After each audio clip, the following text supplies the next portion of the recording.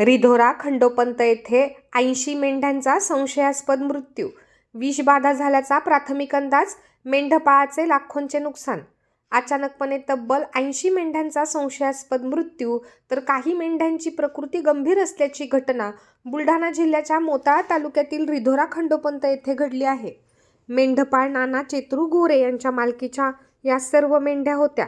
विषबाधा झाल्याने मेंढ्यांचा मृत्यू झाल्याचा प्राथमिक अंदाज वर्तवण्यात येत आहे.